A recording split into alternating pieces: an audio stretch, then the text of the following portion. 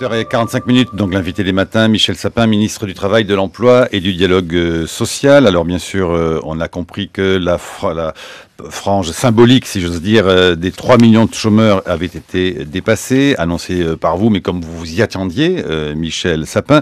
C'est ainsi que donc il y a des premières mesures, ce qu'on appelle les mesures d'urgence, qui ont été annoncées par le gouvernement hier et avant-hier. 150 000 emplois d'avenir d'ici à 2014 et 500 000 contrats de génération sur 5 ans sont censés endiguer partiellement l'augmentation de ce chômage. C'est donc dans un climat d'urgence que l'on dit que le gouvernement fait sa rentrée, ce que les syndicats aussi se sont empressés de rappeler en appelant à manifester pour la CGT d'un côté ou en pressant le gouvernement d'accélérer ces mesures pour la CFDT. Peut-être dans un premier temps, et nous aurons le temps bien sûr de le détailler encore, mais tout de même comprendre donc quelles sont ces mesures d'urgence avec vous, monsieur le ministre, les emplois d'avenir et le contrat de génération, dont certains disent au fond que c'est chaque fois quand même un petit peu les alibis des gouvernements, que à chaque Premier ministre son plan d'urgence et qu'après tout c'est un rythme immuable que de la politique française depuis Raymond Barre en 77 avec le premier pacte pour l'emploi des jeunes qui avait été lancé en plein été à l'époque. Je ne sais pas si c'est immuable, mais manifestement c'est nécessaire aujourd'hui. Vous parliez du chiffre de 3 millions de chômeurs, qui n'est une surprise pour personne. Même si les chiffres, lorsqu'ils sont annoncés, ont toujours un effet, y compris psychologique. Les 3 millions de chômeurs, c'est ce que nous avons trouvé en arrivant. Les 10% de chômeurs par rapport à la population active, c'est ce que nous avons trouvé en arrivant. Mais ce sont des chiffres qui sont très durs, que la France a malheureusement déjà connus par le passé, mais il y a des chiffres encore plus durs. Et ceux-là, on les voit beaucoup moins. Le chômage des jeunes ? Ouais. Jamais il y a eu autant de chômage des jeunes, et en particulier de jeunes non diplômés en France. Il y a à peu près 500 000 jeunes de moins de 25 ans, qui n'ont ni travail, ni formation. C'est une sorte de double échec des politiques. Il y a un échec économique, il n'y a pas d'emploi pour les jeunes, et un échec de la formation. Il y a de plus en plus de jeunes qui sortent sans formation. D'où la nécessité d'avoir des politiques en profondeur, qui sont urgentes à lancer, mais dont les effets sont par définition beaucoup plus longs à venir. Les grandes politiques économiques ou les grandes politiques de la formation. Mais que fait-on de ces 500 000 jeunes ? Jamais la France n'a connu autant de jeunes en situation aussi difficile. Et en plus, vous le savez bien, c'est pas partout pareil. C'est plutôt dans certaines zones, dans certains quartiers ou même dans certaines zones rurales qui sont très éloignées de l'emploi. Et donc, il y a des concentrations de difficultés. Donc, on ne peut pas laisser cela. On ne peut pas considérer que c'est comme ça, que c'est simplement le résultat d'une crise. Non, il faut s'y attaquer. C'est ce que nous faisons. Est-ce qu'on règle tout le problème du chômage ? Même est-ce qu'on règle tout le problème du chômage des jeunes ? Non. Et c'est pour ça qu'il y a aussi le contrat de génération, qui est une politique beaucoup plus en profondeur pour permettre aux jeunes de rentrer dans l'emploi et d'y rentrer de manière stable. Pour les emplois d'avenir, il paraît qu'ils ne sont pas financés. Non, je pense que... Je peux comprendre. C'est ce qu'annonce le Figaro. C'est le contrat de génération. Je comprends tout à fait. Le contrat de génération, le Figaro note qu'il n'est pas financé. Contrairement à ce que l'on peut entendre dire, nous faisons beaucoup de choses et relativement rapidement. Donc il faut que ça imprime, si je puis dire, dans l'esprit des gens. Donc les emplois d'avenir, c'est pour les jeunes qui sont sans qualification. Pour ceci, nous avons annoncé que les crédits étaient au budget de l'État, puisque nous commençons dès le début de l'année prochaine, même peut-être dès la fin de cette année. Mais le contrat de génération ? Oui, mais sur le contrat de génération, nous sommes au début d'un processus qui consiste d'abord à définir un cadre. Ça sera intéressant de parler de ce cadre, parce que je pense que c'est non seulement une très belle idée, il ne suffit pas d'être beau pour être efficace, mais je pense que c'est une idée qui peut être très efficace pour lutter contre le chômage et surtout la précarité de l'emploi des jeunes et des plus âgés. Sur ce point-là, vous savez, il y avait une idée qui avait été avancée dans la campagne électorale. Voilà. C'était de diminuer globalement les allègements de charges des entreprises. C'était écrit noir sur blanc. C'était une des promesses, une des rares promesses, on va dire, de François Hollande. Je pense que je suis un des meilleurs exégètes des promesses de François Hollande.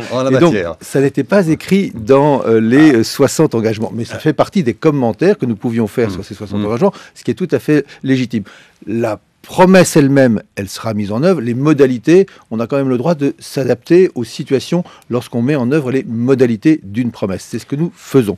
Je pense qu'il aurait été malvenu aujourd'hui de diminuer pour toutes les entreprises les allègements de charges. C'était une demande du patronat, du MEDEF et de la CFDT. Oui, mais c'était une remarque qui était faite, je ne sais pas, il y a des organismes d'études qui nous disaient, à juste titre, si vous baissez pour tout le monde, alors que tout le monde ne pourra pas embaucher des jeunes, donc tout le monde ne pourra pas bénéficier d'une aide, il y a a un risque d'effet négatif sur l'emploi. Donc, nous n'avons pas mis en place cette machine qui aurait été très lourde, qui aurait consisté à pomper 2,5 milliards d'un côté pour reverser 2,5 milliards. Alors, cela dit, du coup, vous les trouvez où les 2,5 milliards? Mais cela dit, c'est pas 2,5 milliards, donc le chiffre lui-même est faux, puisqu'il repart d'une vieille proposition qui consistait à prendre 2,5 milliards pour redistribuer à toutes les entreprises.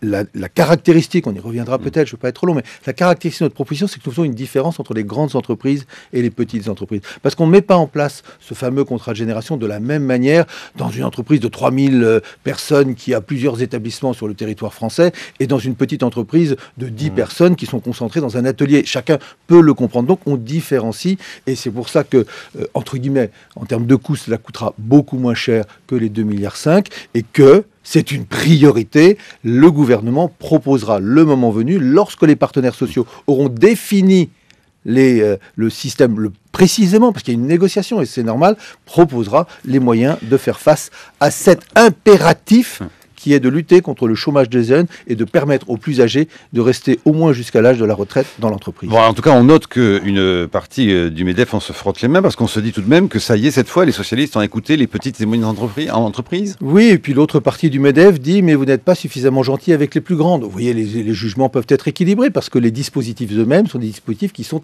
adaptés. Nous pensons que les grandes entreprises ont la capacité de faire cet effort. Pourquoi ? Parce que le dialogue social dans ces entreprises est une réalité. Il y a des partenaires sociaux et ces partenaires sociaux peuvent être exigeants sur le contenu d'un contrat de génération de cette nature. Par contre, dans les toutes petites entreprises... Alors c'est 300, enfin il faut préciser... Oui, c'est 300 salariés. Au-dessus de 300 salariés, mais c'est un seuil qui est habituellement utilisé pour tout un tas de critères et de mise en place de politiques. Donc plus de 300, ce sera une obligation de mettre en œuvre un contrat de génération qui lie le jeune au plus âgé et j'insiste sur ce point, sans aide particulière de l'État, mais avec un risque d'en perdre si jamais ça n'est pas mis en place. Et puis pour les plus petites, prenez un artisan, il y a 3 personnes, il n'est pas obligé d'y arriver à mettre en place un contrat de génération. Peut-être qu'il n'a pas besoin d'embaucher un jeune. Pourquoi est-ce qu'on le pénaliserait? Il n'y a pas de raison de le pénaliser. Par contre, celui qui fait l'effort, il paraît légitime de pouvoir je sais pas, il faut dire récompenser, enfin lui donner les moyens de faire face à l'embauche de ce jeune. Toujours du point de vue du financement, est-ce qu'il n'y a pas une contradiction lorsque vous affichez la chose suivante, à savoir que vous allez financer ce contrat d'avenir, pardon, je continue de faire la même conclusion, ce contrat de génération, vous allez le financer en récupérant sur des allègements de charges qui n'étaient pas justifiés. Or, il s'avère, dans vos premières décisions, que sur ces allègements de charges, vous y allez moins fort que ce que vous aviez prévu. Dernier exemple, la déductibilité des intérêts d'emprunt des entreprises qui devait être supprimée et qui ne serait finalement que rabotée. Donc là, est-ce que, quelque part, on vous fait le reproche, la critique d'être en permanence dans la demi-mesure. Est-ce que ce n'est pas réel? Est-ce que ça ne pose pas un problème de crédibilité au bout du compte? Michel Sapin, ministre du Travail et de l'Emploi. Je suis prêt à recevoir toutes les critiques de ceux qui disent qu'on fait trop, comme de ceux qui disent qu'on ne fait pas assez, de ceux qui disent que l'on ne va pas assez vite et de ceux qui disent que l'on va trop vite. C'est normal, je veux dire que l'appréciation est libre sur ce point. Je veux le répéter, le cap est fixé. L'enjeu est là, l'outil est en place. Les modalités d'application de cet outil, ça doit être débattu, discuté avec les partenaires. C'est pas. Alors ça veut dire qu'il faudra aller assez vite. C'est pas dans un cabinet à l'Élysée qu'on décide de tout sur tout. Vous avez un calendrier. On essaie de s'adapter aussi aux réalités. Et on a des calendriers qui sont des calendriers très exigeants parce que c'est la réalité, c'est la situation. Ça rentre en vigueur en début 2013. Mais ces réalités, vous les connaissiez pas avant d'arriver au pouvoir? Si, je vous les décris. D'ailleurs, je vous ai dit que nous les connaissions. Puisque vous dites que vous vous adaptez. Non, mais la réalité fine. J'ai toujours dit dans la campagne électorale, pas avec beaucoup d'autres, François Hollande bien sûr, un grand défenseur de cette idée du contrat de génération, j'ai toujours dit, j'ai dû même le dire ici même pendant cette campagne, qu'on n'appliquerait pas un contrat de génération de la même manière dans une grande entreprise et dans une petite entreprise, dans une industrie et dans un service. Vous n'allez pas faire ça de la même manière dans une banque et dans une usine automobile. Donc c'est ça la réalité à laquelle il faut s'adapter. Est-ce que vous connaissez toute la réalité de toutes les entreprises, de toutes les technologies? Vous êtes très fort, moi je ne la connais pas. Je ne la connaissais pas avant, je ne la connais pas aujourd'hui. Parce qu'il y a des gens qui la connaissent et que nous faisons confiance, c'est les partenaires sociaux, à ceux qui connaissent cette réalité pour pouvoir appliquer. C'est cela, on fixe le cap, on donne les moyens et on fait en sorte que la France, en profondeur, prenne en main, par exemple, ce contrat de génération, comme un outil réel pour lutter contre ce double fléau de la société française, trop de jeunes qui sont au chômage et trop de plus âgés que l'on pousse en dehors de l'emploi et qui vont ensuite attendre l'âge de la retraite qui lui-même a été repoussé dans des situations parfois de précarité absolument insupportables. Donc que tout le monde s'empare de ce contrat de génération. C'est ce qu'ils vont faire les partenaires sociaux et ils vont le faire vite. Et d'ici la fin de l'année, il y aura un projet de loi sur ce sujet-là. Et d'ici le début de l'année prochaine, ça sera applicable dans les entreprises, les petites comme dans les grandes. Une courte question, Agnès Bella-Séquéré, on va arriver au bout du premier quart d'heure. Oui, je voulais être sûre de votre diagnostic sur le chômage des jeunes, puisque finalement un jeune qui arrive sur le marché de l'emploi, il a plusieurs handicaps. Par construction, il n'est pas expérimenté. Il a parfois un défaut de qualification. Et quand même, un certain nombre d'études tendent à dire que le coût du travail peut pénaliser particulièrement les jeunes, et en particulier le SMIC, le niveau du salaire minimum. Donc je voulais savoir un peu votre diagnostic, parce que finalement, vous pensez que les entreprises vont embaucher des jeunes en CDI directement et aux tarifs en vigueur. Michel Sapin. Vous avez raison dans votre appréciation, mais il faut faire attention à la globalisation. Il y a aussi en France des jeunes qualifiés qui méritent d'être payés à des niveaux élevés et qui, heureusement pour eux, le sont. C'est pas pour autant qu'ils sont dans des contrats à durée indéterminée, parce que ça, c'est un mal aussi de la société française. Juste un chiffre comme ça, vous connaissez toutes ces études, mais il n'y a pas un jeune sur 5 lorsqu'il est embauché qu'il est en contrat à durée indéterminée. C'est-à-dire que le modèle pour un jeune, c'est la précarité, mais même quand il est extrêmement qualifié. Il faut lutter contre ça. Le contrat de génération, c'est uniquement quand des jeunes seront embauchés en contrat à durée indéterminée. Et la question du coût est une question qui se pose particulièrement pour ceux qui sont faiblement qualifiés, où les entreprises se disent « je vais avoir un peu de travail pour les accompagner dans l'emploi, les faire monter ». C'est pour ça qu'on fait les emplois d'avenir. C'est 75%, c'est pas dans les entreprises, vous me direz, mais dans un certain nombre d'autres organismes qui leur permettent ensuite de se tourner vers les entreprises. 75%, c'est énorme. Et dans les autres, le contrat de génération, avec ces 2000 € par contrat de génération pour le jeune, ça veut dire qu'il n'y aura plus aucune cotisation payée par l'entreprise sur le salaire de ce jeune. C'est aussi une aide considérable qui peut leur permettre de faire face. C'est l'heure de la chronique de Brice Couturier. Bonjour Brice. Bonjour Marc. Les emplois aidés. Vous souvenez-vous de cette phrase, Marc et Michel Sapin? Je ne serai pas le Premier ministre d'une France de 2 millions de chômeurs. Vous vous souvenez qui a dit cela? C'était Pierre Mauroy, chef du gouvernement d'un nouveau président de la République qui s'appelait François Mitterrand. C'était il y a juste 30 ans et nous en sommes aujourd'hui à 3 millions de chômeurs dans ce beau pays dont le monde envie, paraît-il, le modèle social. Le seul moment de notre histoire récente qui a vu le chômage reculer de manière significative, ce fut autour de l'euphorique année 2000 sous Lionel Jospin. Il est vrai qu'à cette époque, nous flirtions avec les 4% de croissance. Pour l'an prochain, le gouvernement affiche une prévision de 1,2 et la plupart des experts la trouvent encore trop optimiste. Le FMI ne nous voit qu'à 0,8. Ce ne sont pas les premiers ministres qui créent les emplois. Ils n'ont pas de baguette magique.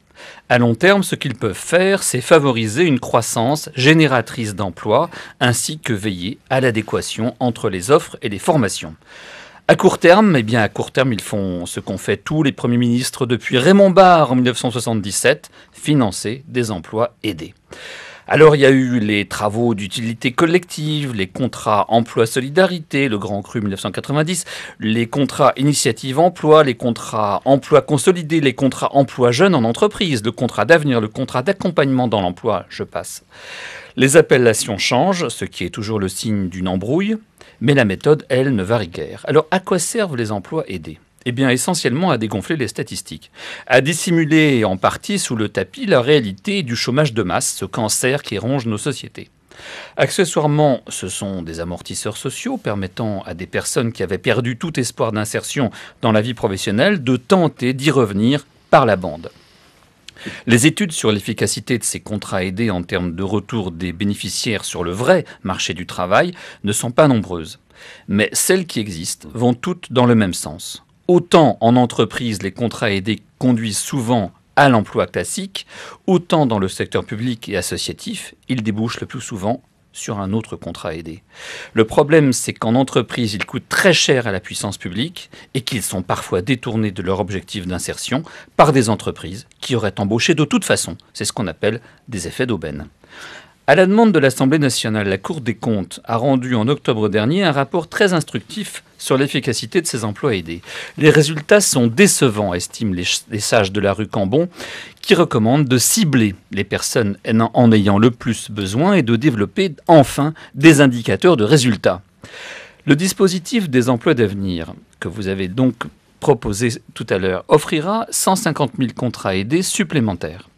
Il correspond à une promesse du candidat François Hollande et il ciblera donc les jeunes des zones urbaines sensibles écartées du marché du travail.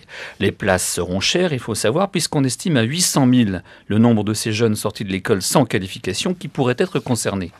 Cela permettra peut-être de nous faire redescendre légèrement au-dessous du seuil symbolique des 3 millions de chômeurs, mais il s'agit d'un côté sur une jambe de bois. La France a besoin d'une vraie politique de l'emploi et les jeunes de vrais emplois. De ce point de vue, le contrat de génération qui offrira, lui, des CDI me semble bien davantage prometteur. Mais reste une question de fond. Plutôt que de multiplier, comme l'ont fait les gouvernements précédents, est-ce que vous n'avez pas abrogé des exonérations de charges sur les bas salaires pour pousser les entreprises à embaucher ? Ne vaudrait-il pas mieux les aligner franchement et globalement sur celles que paient les entreprises allemandes afin de stimuler la compétitivité de notre économie ? La chronique de Brice Couturier sur franceculture.fr. Donc justement, va vous répondre l'homme concerné, le ministre du Travail, de l'Emploi et du Dialogue social, Michel Sapin. Oui, c'est compliqué, hein ? Compliqué la vie. C'est compliqué l'action contre le chômage.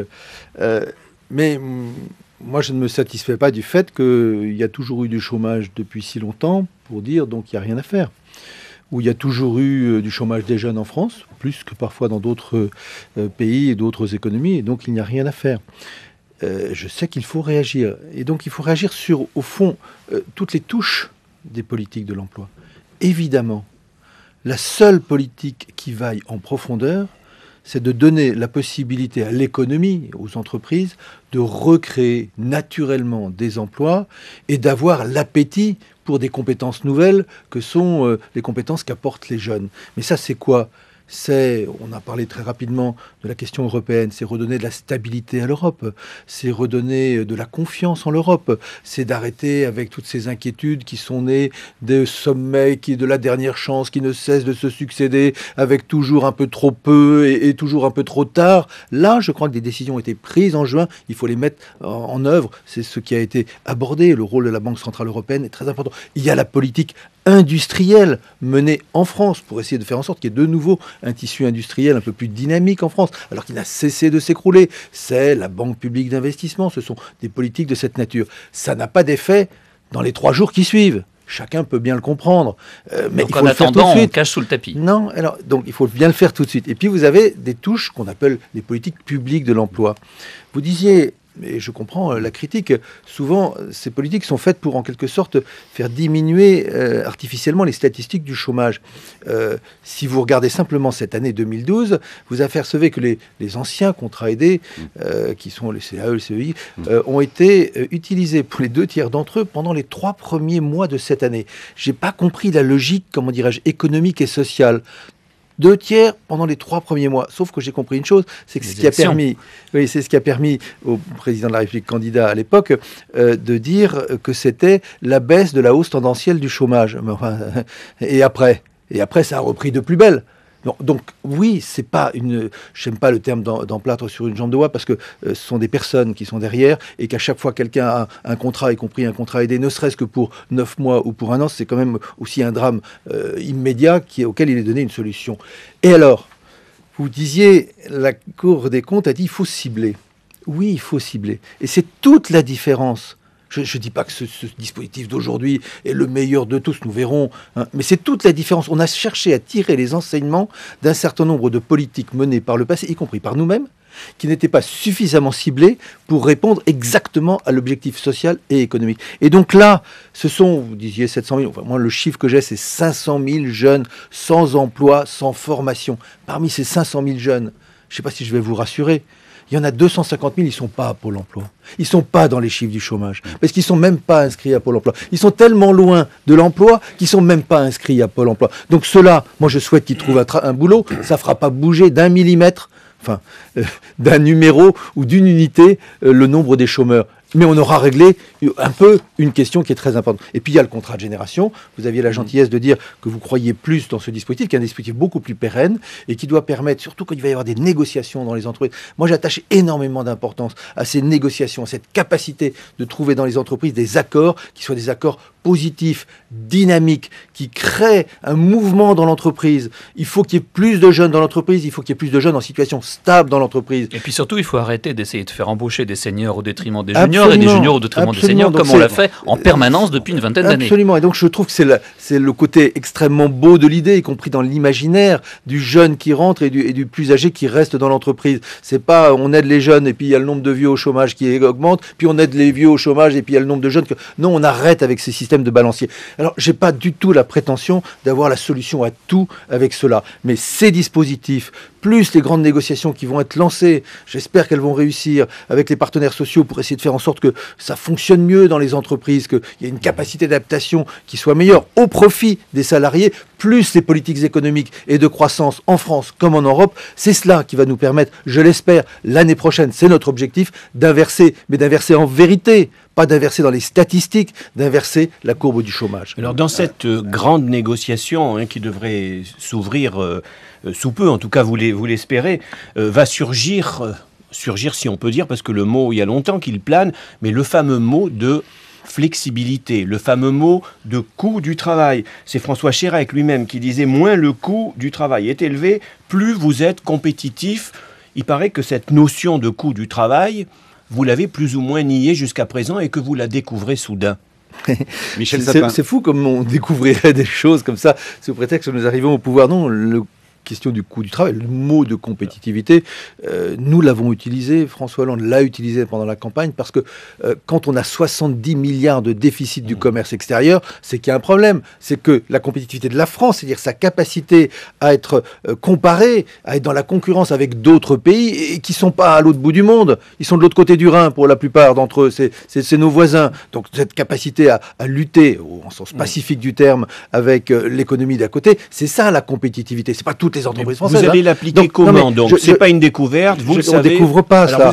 Donc on sait qu'il y a une question. L'appliquer simplement cette question pour le coût du travail. Il faut, je reprends le terme, il faut cibler.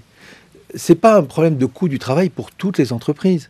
Lorsque une entreprise du bâtiment en France a comme concurrente une autre entreprise du bâtiment en France pour construire une maison, c'est pas un problème là de coût du travail. Non, le problème c'est lorsqu'on est dans la concurrence internationale. C'est donc principalement le secteur industriel. C'est donc ce secteur industriel qu'il faut pouvoir aider. Donc il y a un travail qui est en train d'être mené.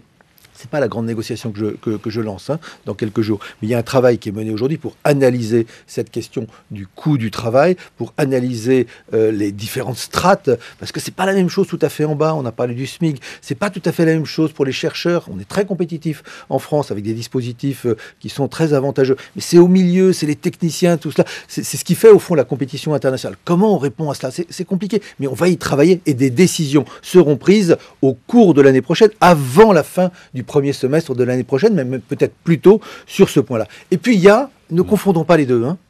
C'est lié.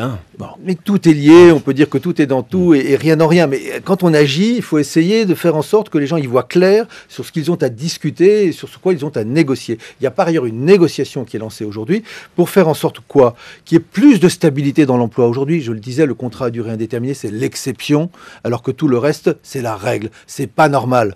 Il y a une situation qui est anormale, une précarité sur le marché du travail, pour ceux qui ont déjà un emploi, qui est anormale, contre laquelle il faut lutter. Et puis de l'autre côté, vous avez des entreprises qui subissent un choc. Il y a un choc conjoncturel. Mais comment on s'adapte à cela ? Dans l'intérêt aussi des salariés. Aujourd'hui, est-ce qu'on a les meilleures conditions et pour l'entreprise et pour les salariés ? La réponse est non. Tout le monde dit, c'est non. Après, il y a des points de vue différents, il y a des propositions différentes. Et bien là-dessus, nous allons lancer, dans quelques jours, une négociation sur tout un tas de sujets qui sont sur la table depuis des années et des années, mais qui n'ont pas aujourd'hui trouvé de solution. Et donc la négociation, c'est faire confiance aux partenaires sociaux pour faire des propositions. Et de toute façon, au bout du compte, la responsabilité, c'est la nôtre. Celle de l'exécutif de proposer et celle du législatif de voter. 8h28, les matins de France Culture, invité Michel Sapin, ministre du Travail, de l'Emploi et du Dialogue Social. Une question d'Agnès Benassi-Kéré. Oui, sur le coût du travail. Quand on compare la France et l'Allemagne, ce qui est une chose habituelle, on voit que le coût du travail est à peu près le même dans l'industrie et par contre, il est très différent dans les services. Oui, Donc tout à je ne fait. comprends pas complètement ce que vous venez de dire sur la compétitivité, puisque finalement, ce qui est exporté par la France, c'est principalement des biens donc industriels et agricoles. Et donc, c'est pas vraiment le sujet de la compétitivité, enfin, du coût du travail, hein, c'est d'autres sujets. En plus, les entreprises qui exportent sont des super entreprises en général avec plutôt de la main-d'œuvre qualifiée, donc c'est pas vraiment le sujet du SMIC. Par contre, on a un énorme sujet dans les services, où 70% de la population travaille, ceux qui ont la chance d'avoir un emploi. Et là, il y a un vrai différentiel avec l'Allemagne, il y a à peu près 20% moins cher en Allemagne qu'en France. Donc est-ce que c'est pas vraiment un sujet plutôt d'emploi, justement, le coût du travail, plutôt que de Votre remarque compétitivité? est profondément Michel Sapin. exacte. Profondément exact. C'est pour ça que les comparaisons globalisantes entre coût du travail en Allemagne et coût du travail en France ne sont pas pertinentes. C'est ce que dit le patronat. Il dit, voyez, ça coûte beaucoup moins cher en Allemagne. Mais parce que ça coûte beaucoup moins cher dans les services. Ils ne sont pas en concurrence avec nous. Un peu dans l'agriculture. Ça coûte beaucoup moins cher dans l'agriculture. Et là, on est en concurrence sur nos produits agricoles parce que c'est un véritable marché mondial. Donc, oui, il ne faut pas globaliser. Donc, si on regarde, je sais pas, le secteur automobile, le coût du travail dans le secteur automobile en Allemagne est aujourd'hui comparable au coût du travail dans le secteur automobile en France. Mais il y avait avant une différence qui était largement à notre avantage. Et le fait d'avoir perdu cette différence sans avoir gagné sur les autres aspects que sont la qualité, l'innovation, etc., ça met aujourd'hui l'industrie automobile française en grande difficulté. Donc c'est ce qu'on appelle toujours cibler. L'intelligence, c'est pas j'allais dire, taper tout le monde, ou on s'en s'inverse, de servir tout le monde. C'est d'essayer de faire en sorte que ce soit là où c'est absolument nécessaire pour permettre une meilleure compétition. Et là aussi, pardon, je termine là-dessus. Vous avez raison quand vous avez dit c'est au milieu, c'est les techniciens. Je le disais moi-même, c'est pas tellement du tout une histoire de bas salaire, c'est même pas une histoire de chercheurs, c'est là parce que les grandes entreprises qui sont dans la compétition internationale, elles ont beaucoup de techniciens, elles ont beaucoup de cadres moyens, elles ont beaucoup de gens là qui sont dans la mise en œuvre des nouveaux processus. Et là, il y a un coût du travail en France qui peut être comparé à d'autres et qui n'est pas forcément à notre avantage. Donc soyons ciblés. Mais je le répète, si c'était le seul problème, si c'était le seul sujet, il y a longtemps que ce serait réglé. Et l'industrie française, les entreprises françaises ne doivent pas se dissimuler derrière le petit doigt du coût ou du soi-disant coût du travail. Parce qu'il y a beaucoup d'autres choses où elles pourraient faire des progrès. Et ça leur revient. C'est pas une histoire de responsabilité gouvernementale. La question de Nicolas Bavrez, juste dans le point, ce serait quand même tout simplement de libéraliser le travail qui lie flexibilité de l'emploi et sécurité des parcours professionnels qui réduisent les inégalités de statut. Oui, mais enfin, bon, ça c'est le vieux raisonnement. Assurer aux entreprises de pouvoir licencier à n'importe quel moment et n'importe comment, et vous serez sûr qu'elles pourront embaucher. Ah, Nicolas Bavrez rajoute J'aimerais qu'on me démontre cela, voilà. Et donc que dans une société comme la nôtre, il y ait aussi des règles qui sécurisent et l'emploi du salarié et l'entreprise elle-même, parce que parfois c'est tellement compliqué que c'est pas sécurisant pour l'entreprise. Mais c'est ça qu'on cherche, c'est ça sur quoi on va travailler, et c'est un des éléments, pas le seul, cumulé avec tous les autres éléments qui peuvent nous permettre d'avoir une politique de croissance et donc d'emploi qui soit plus efficace que celle qui a été menée au cours de ces dernières années. Agnès Benassi-Kéry. Oui, vous n'avez répondu qu'à la moitié de la question. C'est déjà beaucoup, vous savez, quand on répond à une moitié de questions, on a déjà fait beaucoup de chemin. Dans les services, qui est quand même... Mais vous avez raison, dans les services, c'est pas là qu'il y a un problème. Est-ce que vous comptez faire quelque chose pour le coût du travail dans les services? Est-ce que vous êtes intéressé par les réformes qui ont été faites en Allemagne? Quelle est la stratégie? Qui consiste en quoi, de décision, alors? Consiste à ce qu'il n'y ait pas de SMIC, voilà. Donc vous vous retrouvez en Allemagne, qu'on prend toujours comme exemple, avec une société duale, où vous avez tout le haut là, de la société industrielle, des ouvriers dans l'industrie chimique, automobile, qui, voilà, c'est bien, quoi. Hein. Et puis il y a tout le bas, souvent d'ailleurs offert plutôt à une main-d'œuvre venue de l'étranger, où alors là, il n'y a pas de SMIC, il n'y a pas de règles, il n'y a pas de... Bon. Donc moi, je ne veux pas de ça. Mais en même temps, contrat de génération. Ou emploi d'avenir. Lorsqu'on a très peu de qualifications, il est légitime qu'il y ait une aide pour permettre de rentrer dans l'emploi. Lorsqu'on est jeune et qu'il y a des difficultés à rentrer dans l'emploi, il est légitime qu'il y ait une aide. C'est cela aussi un moyen ciblé, pas généralisé. j'écoute ce qu'on me dit, y compris ici, ciblé pour permettre à la fois de ne pas trop dépenser d'argent en étant plus efficace. Mais vous êtes encore meilleur pédagogue que la Cour des comptes. Je vais revenir à la comparaison entre ce que faisait le gouvernement précédent et l'actuel. En tous les cas, ce que disait qu'il allait faire le gouvernement précédent et ce que vous allez faire vous-même. Le gouvernement précédent avait une logique qui était de dire nous allons basculer le financement de la protection sociale vers la consommation à travers une hausse de la TVA, ce qui permettra d'alléger sensiblement ces charges qui pèsent sur les entreprises qui nous disent qu'elles n'embauchent pas à cause d'elles. Vous, est-ce que vous ne seriez pas, parce que ce serait une politique de gauche, après tout, vous êtes le créateur de la CSG, enfin vous êtes les créateurs de la CSG, est-ce que ça ne serait pas plus intelligent? J'ai suffisamment d'ancienneté au Parlement pour avoir voté la CSG. Est-ce que ça ne serait pas une politique de gauche de faire basculer ce financement de la protection sociale sur l'impôt direct, sur les revenus du capital et du travail, plutôt, encore une fois, que de dissuader les entreprises d'embaucher? Augmentons les impôts avec Alors, on ne cherche pas à les dissuader, on cherche à les encourager par exemple. dans l'embauche. Le dispositif TVA était un mauvais dispositif. Pourquoi? Parce que dans le contexte actuel, où, on l'a vu d'ailleurs, la consommation est extrêmement faible et même éventuellement baisse, c'est un des moteurs absolument fondamentaux en France de la croissance globale et donc de la création d'emplois qu'on risquait de massacrer une fois encore. Et puis, vous faites porter par la TVA sur les plus faibles des Français la plupart de l'effort, puisque moins vous êtes argenté. Ah ouais, on peut moduler, on peut faire plein de choses, mais bon, moins vous êtes argenté et plus vous payez de TVA, vous dépensez tout votre argent en consommation et donc vous payez la CSG. Alors il y a d'autres solutions possibles. Alors tout le monde avance la CSG, je comprends, parce que c'était un très bon système qui a été utilisé. Vous avez rappelé ce que voulait faire Michel Rocard et qui a permis d'ailleurs de faire augmenter aussi le pouvoir d'achat des salariés à l'époque, puisqu'on a réparti sur une base beaucoup plus large en faisant payer y compris les revenus du capital et pas seulement les revenus des salariés pour les régimes de solidarité. Donc il y a une belle idée, il n'y a pas de raison de ne pas réfléchir dans ce sens-là, mais il ne faut pas non plus penser que c'est la seule solution. Et puis, je reviens à cette question du ciblage, elle est décisive, hein. Au fond, c'est l'intelligence et la pertinence des outils. La TVA, c'était, à l'époque, c'était 12 milliards, c'était pas 30 milliards, c'est pas la totalité, mais 12 milliards, boum, d'un seul coup, y compris pour les entreprises des services, qui en France n'ont pas besoin de cela.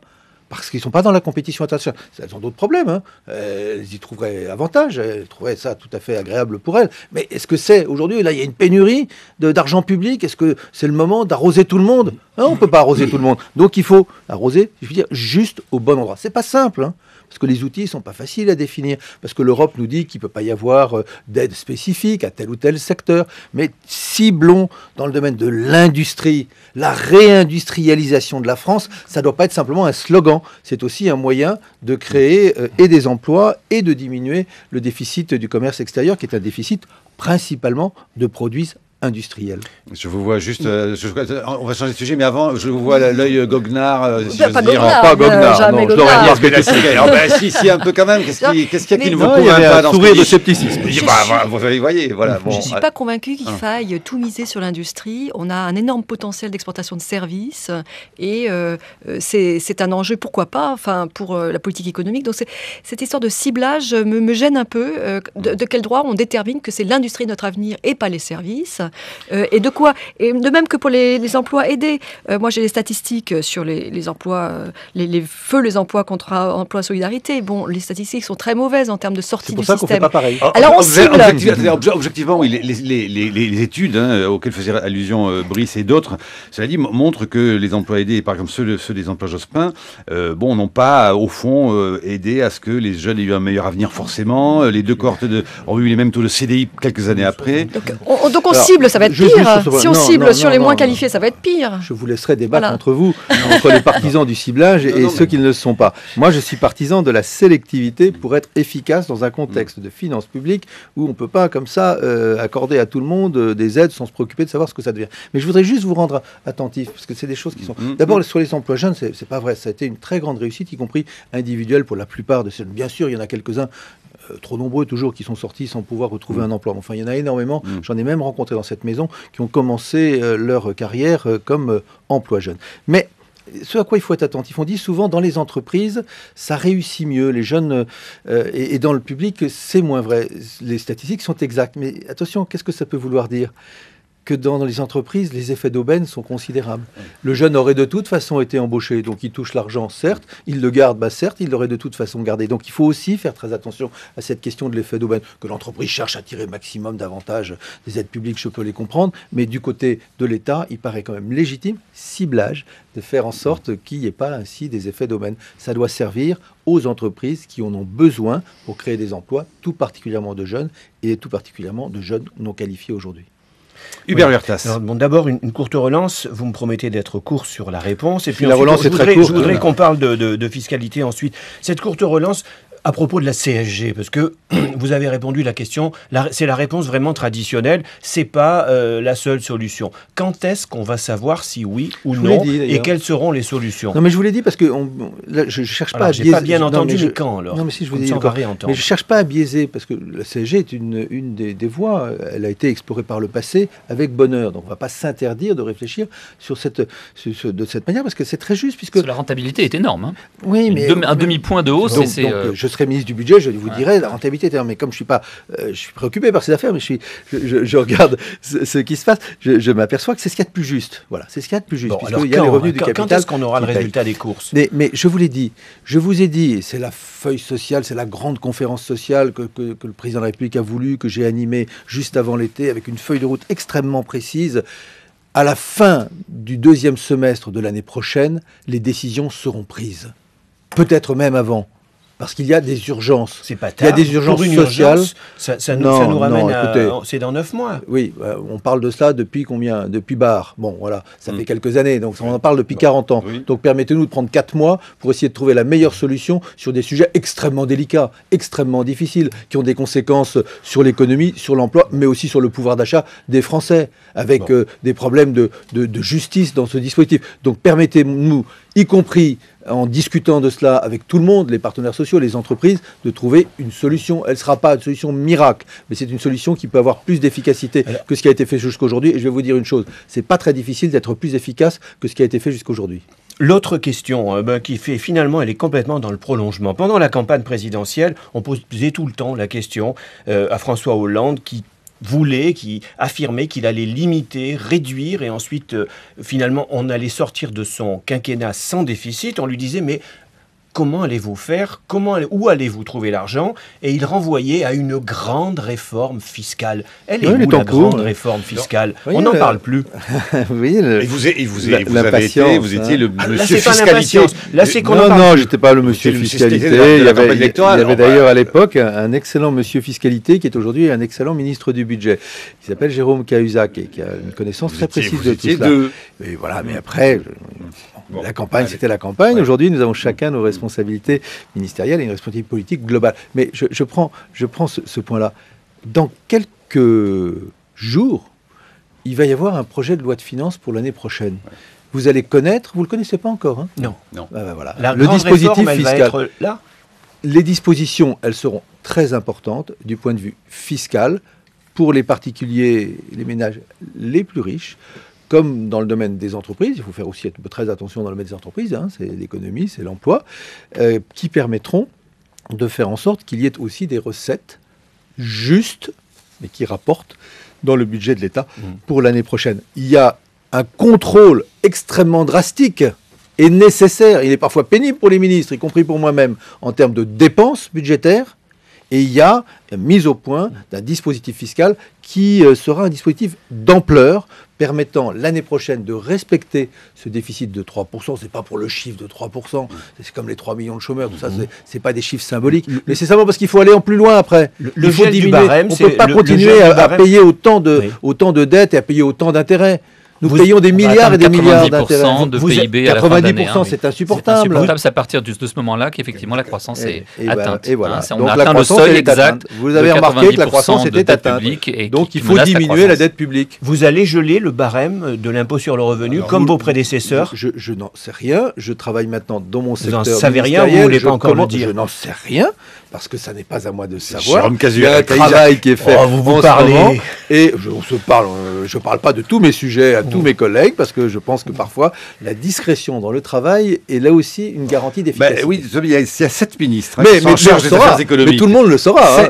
Dans quelques Parce que dans la quelques presse, jours. on commence à dire que oui, 7 vous allez ministres. jouer. Mais oui, la presse, c'est bien la presse, vous en savez Ah oui, quelque c'est chose. bien, ça, c'est bien. Franchement, C'est c'est quand même agréable. Même Parfois, si moi, des je fois- lis dans la presse des choses que j'apprends et qu'éventuellement je dément le lendemain ou que je confirme. Bon, voilà, c'est le jeu Mais là, normal. ben, C'est le jeu normal des informations. Ce gel qui du barème, circulent. c'est très important parce que ça fait des augmentations d'impôts importants. Mais On le voit, on est en train de payer le dernier tiers pour ceux qui payent encore le tiers et qui ne sont pas mensualisés. Oui, Mais- moi, je l'ai payé. Mais il y a pas donc, longtemps, hein. c'est de la fumée, ce gel du tiers, ou c'est dans l'air Ce gel du barème. Alors, je vous dirais qu'aujourd'hui, c'est pas de la fumée, c'est une réalité parce que ça a été voté par Non, mais pour la le- majorité parlementaire précédente. Pour l'année prochaine.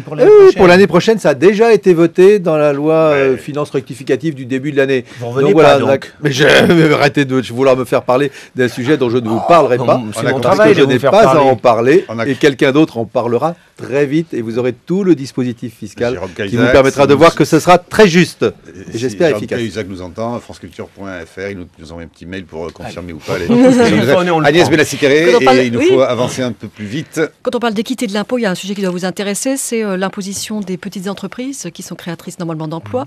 Et un rapport du Conseil des prélèvements obligatoires avait montré que ces petites entreprises payaient plus d'impôts en proportion que les grandes entreprises. Donc, est-ce que vous avez des pistes pour redresser cette Il y a des inégalité? pistes- il y a des pistes dans la campagne électorale. Michel Sapin. Au fond, la question, bon, vous connaissez les chiffres, je crois qu'il sort de ce texte-là, de cette étude-là. Le chiffre aujourd'hui, c'est 33%. La réalité globale, c'est 30%.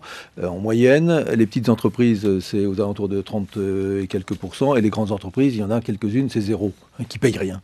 Pas un centime d'impôt sur les sociétés, où globalement, pour je crois le CAC 40, c'était moins de 10% d'impôts. Donc il y a quelque chose qui ne va pas. Parce qu'il y a toute une série de dispositifs qui peuvent chacun trouver une légitimité, mais qui jouent tous au bénéfice des plus grandes des entreprises. Et donc je pense que sur ce point, vous aurez aussi des réponses qui vous satisferont dans les propositions du gouvernement dans la prochaine loi de On finances. aurait voulu les avoir ici, c'est pour ça qu'on vous a invité. Oui. Mais à France Culture, on ne peut pas aller plus vite que la musique, pas Ouais. plus qu'à Bon. France Musique, on peut aller plus vite que la culture. Peut-être, nous allons arriver au bout de cette émission avec vous, Michel Sapin. Peut-être une question de société tout de même. On sait que, par exemple, la jeunesse était au cœur, un des thèmes qui était au cœur de la campagne électorale de François Hollande. La jeunesse de France doit être vigilante, elle doit être exigeante, déclarait même François Hollande le soir de son élection. Et puis, dans Libération du lundi 3 septembre, avant-avant-hier, une tribune intitulée « Jeunes de France, votre salut est ailleurs, barrez-vous ». Oui, je pense qu'ils n'ont pas entendu ce discours-là, parce qu'il reste et que leur volonté, elle est aussi de trouver du travail. Je ne vais pas revenir sur toutes les propositions qui Non, mais sont comment les quand nôtres. même jugez-vous que finalement, Non, mais après l'euphorie de la campagne électorale, la gauche est non, mais c'est pas la gauche, là, c'est quelqu'un a qui du fait, mal. qui nous fait, Ah bah, qui fait, il a le droit.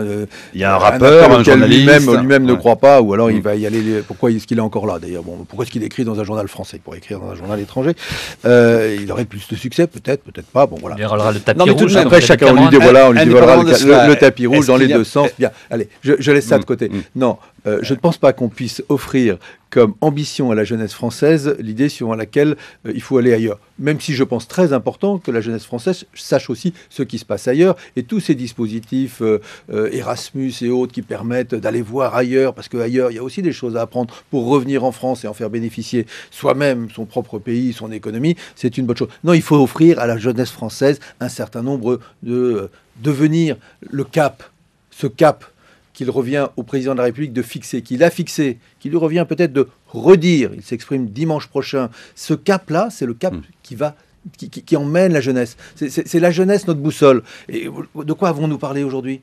Quasiment que de la jeunesse. Et pas parce qu'il y a des dispositifs sur la jeunesse, mais parce qu'on a bien conscience que c'est là que se trouve la réponse à une grande partie des difficultés et de l'économie et de la société française. Donc priorité à l'éducation, priorité à l'emploi des jeunes, priorité à la recherche, priorité à la culture. Voilà, c'est cela qui permettra aux jeunes de ne même pas lire les papiers de la nature de celui que vous avez cité.